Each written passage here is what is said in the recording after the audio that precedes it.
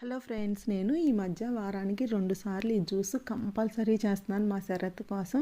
ఏంటి ఈ జ్యూస్ నేను ఎట్లా చేస్తాననేది మీతో షేర్ చేసుకుంటాను. ఏం జ్యూసు అంటే బూడిద గుమ్మడికాయ జ్యూసు, యాష్ గార్డ్ జ్యూస్ అనమాట.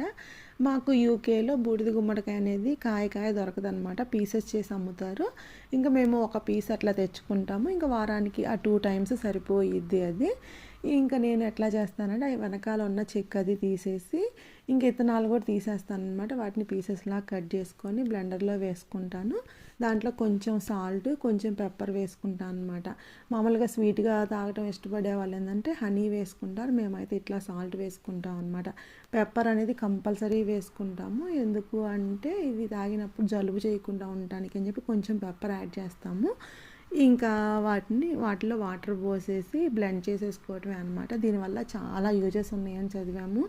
మనకి షుగర్ లెవెల్స్ కంట్రోల్లో ఉండిద్ది, వెయిట్ లాస్కైనా ఇంకా గట్కి చాలా మంచిది అని చెప్పి చదివాము. సో దానికోసం అని చెప్పి వీక్లీ ట్వైస్ చేస్తున్నాను అనమాట. ఇంక దాన్ని వడగట్టేసుకుంటాం పిప్పి రాకుండా. ఇంక మీకు ఈ వీడియో వస్తే తప్పకుండా లైక్ చేయండి. See you in my next video friends, bye.